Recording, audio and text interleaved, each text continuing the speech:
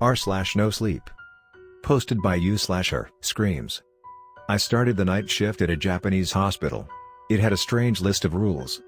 I never imagined my first job as a nurse would be like this.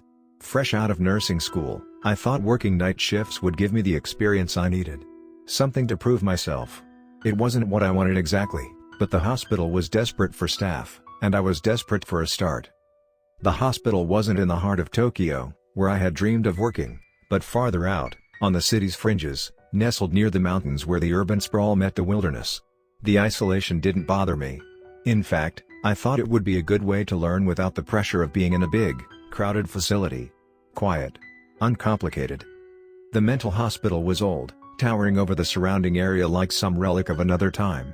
The kind of building that looked like it belonged in a ghost story, long hallways, walls yellowed with age, and the perpetual smell of antiseptic and damp concrete.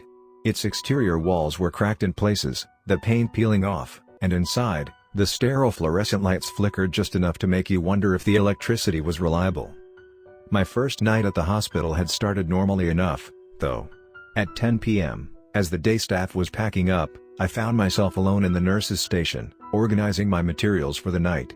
There wasn't much to do yet, except get used to the quiet and the way the hospital seemed to shift when the sun went down. Yuki, one of the nurses who had only been working here for a couple of weeks, strolled in, clearly relieved to be heading home. She had the look of someone who was still figuring things out herself. 2 weeks isn't enough time to settle into a place like this, I thought. "You're the new one, right?" she asked, giving me a smile that didn't quite reach her eyes. I nodded. "Yeah. First night." She stopped mid-step, raising an eyebrow. "Did they give you the rules?" "Rules?" I asked, confused. Yuki's expression shifted slightly. "They didn't give you a set of rules for the night shift?" I shook my head. No one mentioned anything about rules." "That's weird," Yuki said, frowning as though something wasn't sitting right with her. "When I started, they gave me these weird rules. I've only been here 2 weeks, so I'm still getting used to them myself." She walked over to the desk and pulled out a blank piece of paper, grabbing a pen. "Let me write them down for you. You'll want to follow these." I watched as she wrote quickly, her brow furrowed slightly. She seemed distracted, maybe even a little uneasy. Her inexperience showed, but she handed me the paper with a serious look. "Follow these exactly, and you should be fine." I took the paper from her and looked at the list of handwritten rules. Rule number 1. At 12:45 a.m., make sure the windows in the west wing are closed. If one is open, close it and leave immediately. Rule number 2. If you see a patient walking in the hallway after midnight, do not speak to them. They are not patients anymore. Rule number 3. If the lights in the east wing go out, leave the wing and do not return until sunrise. Rule number 4. If the elevator doors open by themselves, do not get inside. Wait for them to close. Rule number 5. If you see a shadow that doesn't belong to you, leave the room immediately. Rule number 6.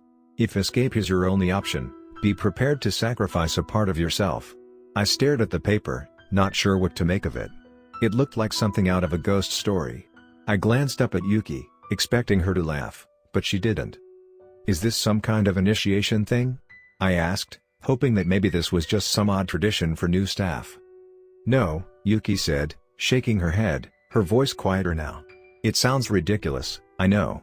But trust me, you'll want to follow them. I've heard things." I frowned, studying her face for any sign of humor, but there was none. She wasn't joking. This was something real for her. "Are you sure this is all of them?" I asked. Yuki hesitated, biting her lip as though trying to remember something else. I think that's everything. I'm still getting used to it myself." She forced a smile. "It should be fine if you follow these." Before I could ask anything else, Yuki grabbed her things and left the station, leaving me standing there in silence. I looked at the clock, 10:20 p.m. The night was just beginning. I folded the paper carefully, slipping it into the pocket of my scrubs. A joke, I thought. It has to be. But something about the way Yuki had looked at me, the serious expression on her face. It was unsettling. The hospital was unnervingly quiet at night. The hum of the fluorescent lights and the occasional distant creak of old pipes were the only sounds that broke the silence. I found myself wandering the halls just to keep myself busy, the sense of isolation heavy in the empty corridors. By 12:30 a.m., I made my way toward the west wing, the folded piece of paper still in my pocket. There wasn't any particular reason I went there. Maybe I was testing the ridiculous rules to see if they were just part of some strange tradition for newcomers. Or maybe it was the pull of curiosity. What if Yuki was right? The west wing was empty, as I expected. Its long, dimly lit hallways seemed to stretch on forever, the shadows from the rooms creeping out toward the center of the hall.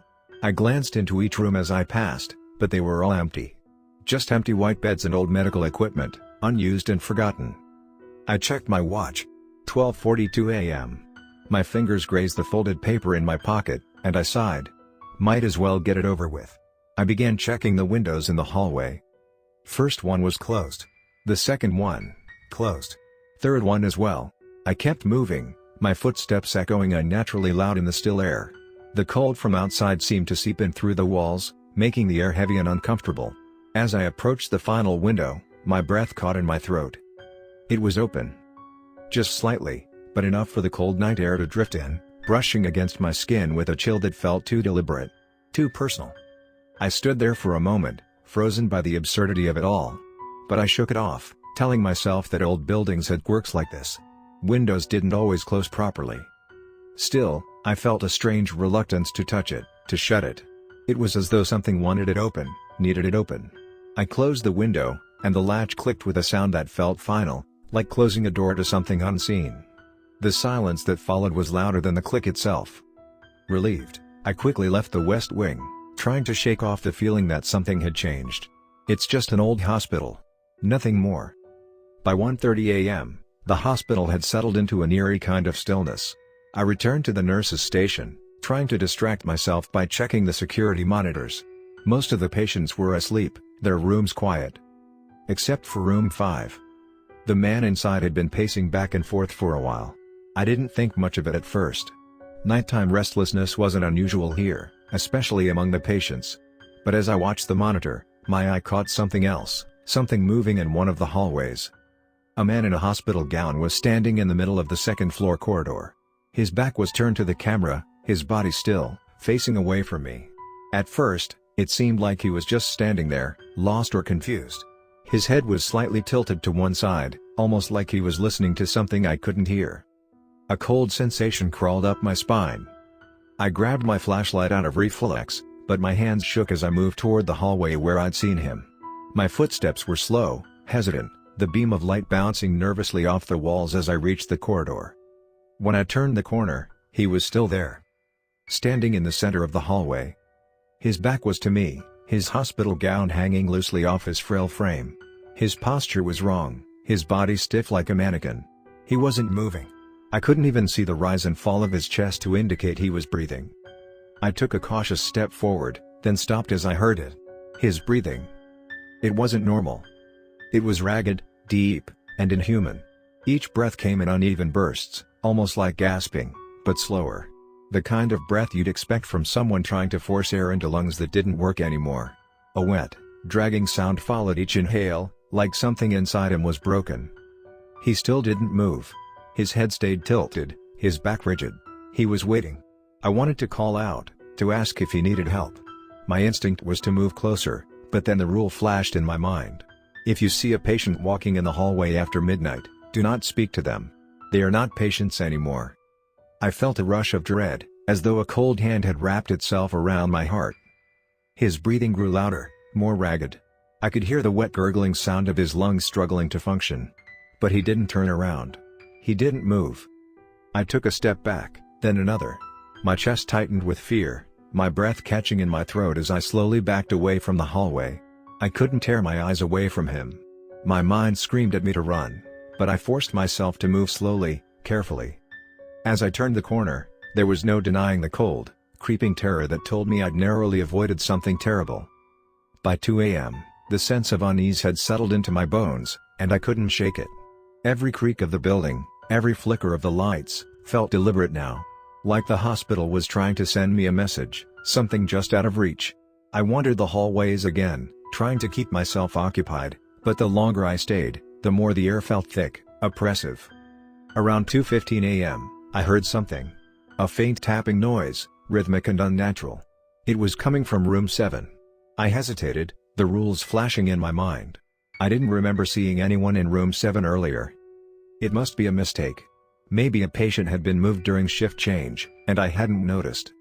The door to room 7 was slightly open, and I felt an unnatural pull toward it. The tapping continued as I approached, like fingers lightly drumming against a wooden surface.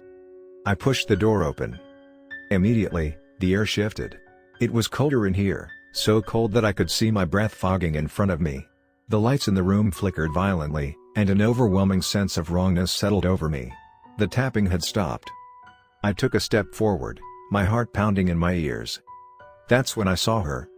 A figure stood in the far corner of the room, her face obscured by long, tangled black hair.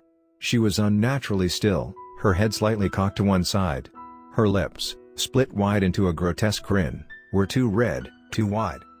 Her eyes, those hollow, dark eyes, stared right through me. She took a step forward, her body moving with a fluid, unnatural grace. Too fast. I ran out of the room before I could process what I had just seen. My mind was racing, heart hammering against my chest as I sprinted down the hallway, desperate to get back to the nurse's station. What the hell was that? Am I losing my mind? I reached the end of the hallway, my breath ragged, but my momentum was suddenly stopped by a soft ding. The elevator doors in front of me slid open. Rule 4. If the elevator doors open by themselves, do not get inside. Wait for them to close. My legs trembled, threatening to give out beneath me, as I stood frozen in place, staring into the empty elevator. I watched it, barely daring to breathe. My eyes stayed locked on the empty space within the elevator. I could almost feel something in there, lurking just out of sight, waiting for me to step inside.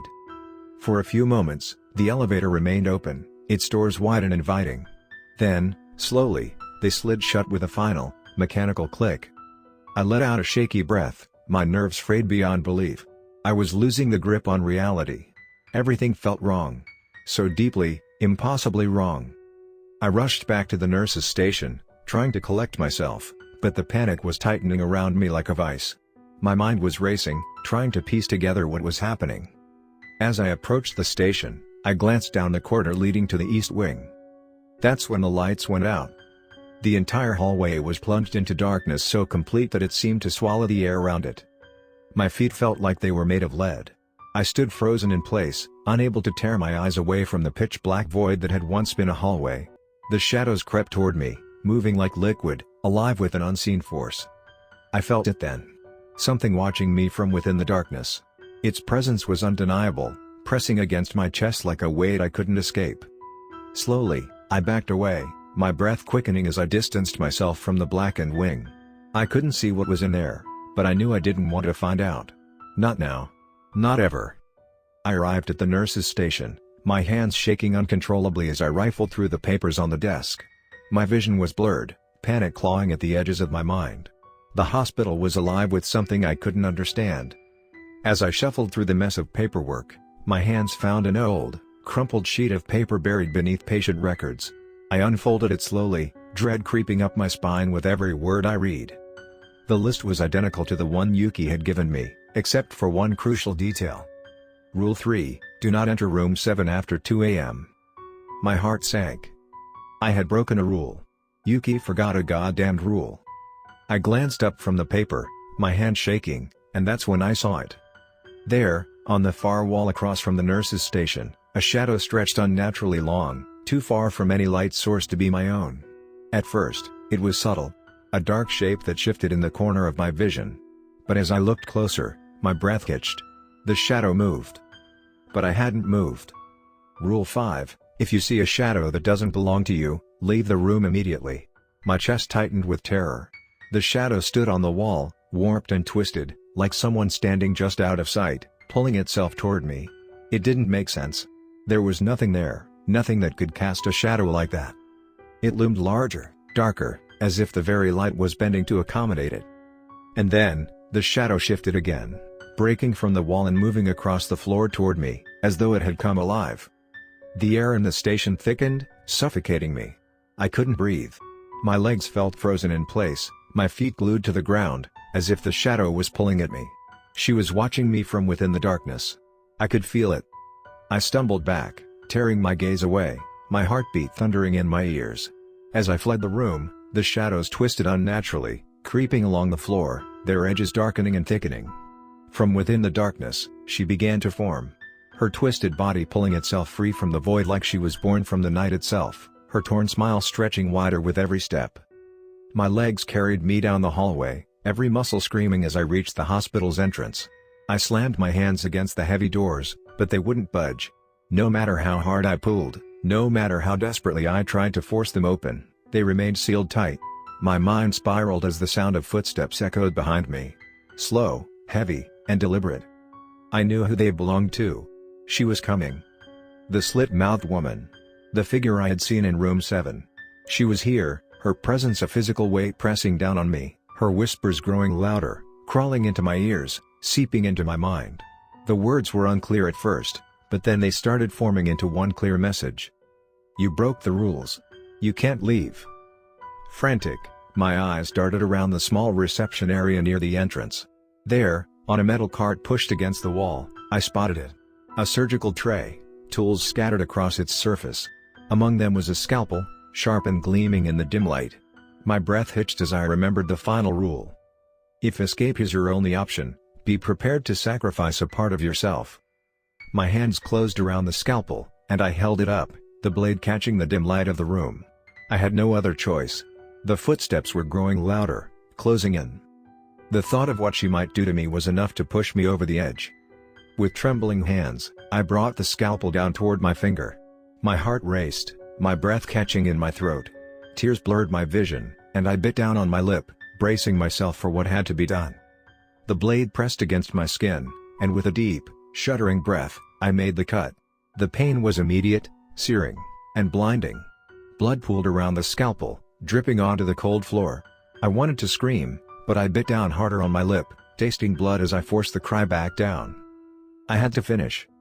With one last agonizing movement, my finger dropped to the floor with a sickening thud. The room spun, my body trembling from the shock of it, but I gasped, almost collapsing onto the floor beside it. But then, the doors to the entrance burst open, and I felt the weight lift from the air. The hospital seemed to sigh, releasing me. Blood still poured from my hand, warm and sticky, as I stumbled on shaky legs toward the main street. Every step felt like a battle, my heart thundering in my chest, my breath shallow and ragged. The outside world lay just beyond, a cold, indifferent freedom waiting for me. But as I crossed the threshold, I didn't feel relief. Not at all. I turned back, my gaze lingering on the dark, cursed corridors of the hospital. I had escaped, yes, but I had left more than flesh behind. Something deeper, something vital, had been torn from me in that place. And I knew, with a terrible certainty, that it was something I would never get back.